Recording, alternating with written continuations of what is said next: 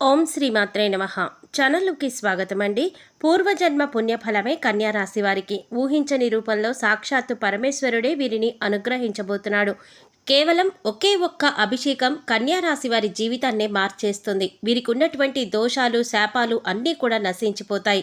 అయితే కన్యా రాశి వారు చేయవలసిన అభిషేకం ఏంటి? ఈ అభిషేకం ద్వారా వీరి జీవితంలో ఎటువంటి ఫలితాలను పొందబోతున్నారు? అలాగే వీరి జీవితంలో ఆశించిన ఫలితాలను పొందటానికి చేయవలసిన దేవతారాధనతో పాటుగా పాటించవలసిన పరిహారాల గురించి ఈ వీడియోలో మనం వివరంగా తెలుసుకుందాం. కానీ అంతకంటే ముందుగా మీరు కనుక మన ఛానల్ ఇప్పటి వరకు సబ్స్క్రైబ్ చేసుకోకపోతే సబ్స్క్రైబ్ చేసుకుని పక్కనే వచ్చిన బెల్ ఐకాన్ నొక్కి ఆల్ సెలెక్ట్ చేసుకుంటే మేము ఇలాంటి వీడియోస్ అప్లోడ్ చేయగానే ముందుగా మీ మొబైల్కి నోటిఫికేషన్ వస్తుంది. ఇక వివరాలకు వెళ్ళిపోతే ఈ రాశివారిని సాక్షాత్తు ఆ పరమేశ్వరుడే రక్షించబోతున్నాడు. ఈ రాశివారు ఎవరైతే జీవితంలో అనేక సమస్యలతో ఇబ్బందులు పడుతూ ఉన్నారో, అలాగే కొన్ని శాపాల కారణంగా బాధలు అనుభవిస్తూ జీవితాన్ని భారంగా గడుపుతూ ఉన్నారో అటువంటి వారికి ఊహించని రూపంలో వారి సమస్యలకు పరిష్కారం లభించబోతోంది. ఈ రాశివారు కేవలం ఒకే ఒక్క అభిషేకంతో వీరి జీవితంలో ఉన్నటువంటి కష్టాలు, బాధలు, నష్టాల నుంచి విముక్తి పొందబోతున్నారని చెప్పవచ్చు. అయితే వీరు చేయవలసిన అభిషేకం, అలాగే ఈ అభిషేకాన్ని వీరు ఎలా నిర్వహించాలి అనేటటువంటి విషయాల గురించి వివరంగా తెలుసుకుందాం. ఈ రాశివారు చాలా మొండితనం కలిగి ఉంటారు. అలాగే వీరు దూకుడు స్వభావాన్ని కూడా కలిగి ఉంటారు. అంతేకాకుండా వీరికి కోపం ఎక్కువగా ఉంటుంది. అలాగే ఎవరు సాధించని పనులు కూడా వీరు సులభంగా సాధించడం వల్ల వీరికి గర్వం అనేది ఎక్కువగా ఉంటుంది. అంతేకాకుండా వీరు ఎంతో ధైర్యంగా ఉంటారు. అలాగే వీరు కుటుంబం పట్ల, జీవిత భాగస్వామి పట్ల ప్రేమను కలిగి ఉంటారు. అయితే వైవాహిక జీవితంలో చిన్న చిన్న విషయాల్లో ఇబ్బందులు ఎదుర్కొంటారు. వీరి కుటుంబ సభ్యుల యొక్క అవసరాలు తీర్చడానికి నిరంతరం కృషి చేస్తూ ఉంటారు. అలాగే చాలా విషయాల్లో వీరు ముక్కుసూటిగా ఉంటారు. మనసులో ఏది అనిపిస్తే అది ధైర్యంగా, నిర్భయంగా చెప్పేస్తారు. అలాగే వీరికి నాయకత్వం వహించడం అంటే చాలా ఇష్టం. రాజకీయము, సాంకేతిక విద్య వంటి వాటిపైన ఆసక్తి చూపుతారు. ముఖ్యంగా ఈ రాశివారు వీరి యొక్క స్వభావం వల్ల కొన్ని సందర్భాలలో సమస్యలను కొని తెచ్చుకుంటారు. అలాగే ఈ రాశివారికి ఉన్నటువంటి దోషాల కారణంగా కూడా వీరు అనేక ఇబ్బందులు ఎదుర్కొంటారు. ముఖ్యంగా వీరికి పూర్వజన్మ దోషాలు, పితృదోషాలు వంటివి ఉంటాయి. వీటితో పాటుగా ఈ రాశివారు దీర్ఘకాలిక అనారోగ్య సమస్యల వల్ల ఎక్కువగా ఇబ్బంది పడతారు. అయితే ఈ రాశిలో ఎవరైతే ఇటువంటి ఇబ్బందులు పడుతూ ఉన్నారో వారందరికీ కూడా ఆ పరమేశ్వరుని అనుగ్రహం లభించబోతోంది. కేవలం ఒకే ఒక్క అభిషేకం ద్వారా మీకున్నటువంటి బాధలు, కష్టాలు, శాపాలు, దోషాల నుంచి కూడా విముక్తి పొందవచ్చని చెప్పవచ్చు. అభిషేక ప్రియుడైనటువంటి ఆ పరమేశ్వరుడు ద్వాదశ జ్యోతిర్లింగ రూపాలలో ఆ భూమండలం పైన వెలిశాడు. ఈ విధంగా వెలిసినటువంటి ద్వాదశ జ్యోతిర్లింగాలకు అనేక విధాలుగా అభిషేకాలు నిర్వహిస్తూ ఉంటారు. ఒక్కొక్క అభిషేకానికి ఒక్కొక్క ప్రాధాన్యత ఉంటుంది.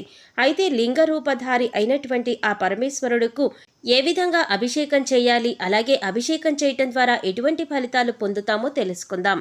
కంచిలో వెలసినటువంటి ఏకాంబరేశ్వర లింగానికి ధారాభిషేకం చేస్తారు. ఈ విధంగా చేయటం ద్వారా సకల పాపాలు నశిస్తాయి. అలాగే తేజోలింగధారి అయిన ఆ శివుడికి రుద్రాభిషేకం అంటే చాలా ఇష్టం. ఈ రుద్రాభిషేకం చేయటం ద్వారా సర్వ సంపదలు చేకూరుతాయి. అలాగే చిదంబరంలోని చిదంబరేశ్వరుడికి శతరుద్రాభిషేకం చేస్తారు. ఈ శతరుద్రాభిషేకం వలన కుటుంబ అభివృద్ధి జరుగుతుంది. అలాగే శ్రీకాళహస్తిలోని కాళహస్తీశ్వరుడుకు ఏకాదశ రుద్రాభిషేకం చేస్తారు. ఒరిస్సాలోని కోనార్కులోని సూర్యరూపధారి అయిన శివునికి రుద్రాభిషేకం చేస్తారు. దీనివల్ల పునర్జన్మ ఉండదని శాస్త్రం చెప్తోంది. అలాగే చంద్రనాథ లింగానికి మహారుద్రాభిషేకం చేస్తారు. దీనివల్ల జ్ఞానాభివృద్ధి జరుగుతుంది. అలాగే కాఠ్మండు వద్ద త్రినాథ్ క్షేత్రంలో అతిరుద్రాభిషేకం చేస్తారు. ఈ విధంగా చేయటం వలన అఖండ పుణ్యం లభిస్తుందని, ముక్తి చేకూరుతుందని పండితులు చెప్తున్నారు. అలాగే శివలింగానికి ఆవు పాలతో అభిషేకం చేయటం ద్వారా సంతాన ప్రాప్తి కలుగుతుంది. అంతేకాకుండా బిల్వపత్రం ఉంచిన నీటితో అభిషేకం చేయటం ద్వారా ఆయువు, ఆరోగ్యం అభివృద్ధి చెందుతుంది. అలాగే స్వచ్ఛమైన నీటితో అభిషేకం చేయటం వలన సకాలంలో వర్షాలు కురుస్తాయి. కొబ్బరి నీరు, తేనె, పండ్ల రసం, చెరుకు రసం, నెయ్యి లాంటి వాటితో అభిషేకం చేస్తే సకల పాపాలు నశించి ఆరోగ్యం, ఐశ్వర్యం, వంశాభివృద్ధి జరుగుతుంది. అంతేకాకుండా శివ పూజ మహత్యంలో చాలా విశేషమైనటువంటి ఒక అభిషేకం గురించి వివరించారు. అదే సహస్ర ఘటాభిషేకం.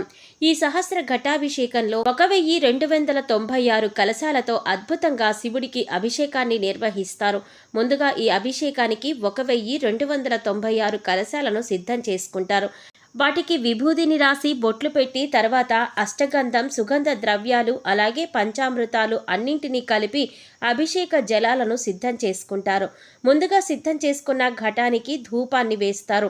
తర్వాత వాటన్నింటినీ ఒక పద్ధతిలో ఉంచి తయారు చేసినటువంటి అభిషేక జలాన్ని ఆ కలశాలలో నింపి పూజా కార్యక్రమం నిర్వహిస్తారు. ఆ తర్వాత ఆ 1296 కలశాలతో లింగరూపధారి అయిన ఆ పరమేశ్వరుడికి అభిషేకం చేస్తారు. ఈ విధంగా అభిషేకం చేయటం వలన పూర్వజన్మ దోషాలు, సర్పదోషాలు, పితృదోషాలు వంటివన్నీ కూడా తొలగిపోతాయని పండితులు చెప్తున్నారు. అయితే అందరూ ఈ సహస్ర ఘటాభిషేకాన్ని నిర్వహించలేరు. ఎందుకంటే వారి వారి ఆర్థిక ఇబ్బందులు, అలాగే వారి యొక్క జీవన శైలి, అలాగే ఇతర సమస్యల వల్ల అందరూ కూడా ఈ అభిషేకాన్ని నిర్వహించాలంటే సాధ్యం కాదు. కాబట్టి ఈ రాశి వారికి కేవలం ఒకే ఒక్క అభిషేకంతో ఆ పరమేశ్వరుడి యొక్క అనుగ్రహం ఏ విధంగా పొందాలో తెలుసుకుందాం. ఈ రాశివారు కేవలం ఒకే ఒక్క అభిషేకం చేయటం వల్ల వారికి ఉన్నటువంటి కష్టాలు, దోషాలు, శాపాల నుండి విముక్తి పొందవచ్చు. అలాగే ఈ రాశి వారికి ఈ అభిషేకం చేయటం చాలా సులభం. ఎందుకంటే ఈ అభిషేకానికి అధికంగా ధనాన్ని ఖర్చు చేయవలసిన అవసరం లేదు. కేవలం ఈ యొక్క భక్తి శ్రద్ధలు మాత్రమే ఈ అభిషేకానికి అవసరం. కాబట్టి ఇటువంటి అభిషేకాన్ని చేయటం ద్వారా మీ జీవితంలో మార్పులు పొందవచ్చు. అయితే ఈ రాశివారు పాటించవలసిన అభిషేక విధానం గురించి తెలుసుకుందాం. ముందుగా శ్రేష్టమైనటువంటి పుట్ట మట్టిని తీసుకోండి. తరువాత శ్రీగంధం చెక్కను తీసుకుని దాన్ని నూరి గంధాన్ని తీయండి. తర్వాత ముందుగా తీసుకున్నటువంటి పుట్ట మట్టిలో శ్రీగంధం కలపండి. ఈ విధంగా కలిపి ఆ పుట్ట మట్టితో ఒక శివలింగ ఆకృతిని తయారు చేయండి. ఈ విధంగా తయారు చేసినటువంటి శివలింగానికి చందనం, సుగంధ ద్రవ్యాలు, కస్తూరి, అలాగే గంగాజలము, పంచామృతాలతో మీకు వీలైనటువంటి వాటితో 20 రోజుల పాటు అభిషేకాన్ని ప్రతిరోజు నిర్వహించండి. అలాగే శివలింగం దగ్గర ప్రతిరోజు బిల్వదళాన్ని ఉంచండి. ఈ విధంగా 20 రోజుల పాటు అభిషేకం చేయటం ద్వారా ఈ రాశి వారి జీవితమే మారిపోతుంది. వీరికి ఉన్నటువంటి శాపాలు, దోషాలు అన్నీ కూడా తొలగిపోతాయి. అంతేకాకుండా ఈ విధంగా తయారు చేసినటువంటి శివలింగాన్ని గుండెలకు దగ్గరగా పెట్టుకుని ఓం నమఃశివాయ, ఓం నమఃశివాయ అని 108 సార్లు జపించటం ద్వారా వీరికున్నటువంటి అనారోగ్య సమస్యలన్నీ కూడా తీరిపోతాయి. అలాగే ఈ రాశివారు జీవితంలో ఆశించిన ఫలితాలను పొందటానికి చేయవలసిన పరిహారం గురించి తెలుసుకుందాం. ఈ రాశివారు సూర్యుని అనుగ్రహం కొరకు సూర్య బీజ మంత్రాన్ని ప్రతిరోజు జపించాలి.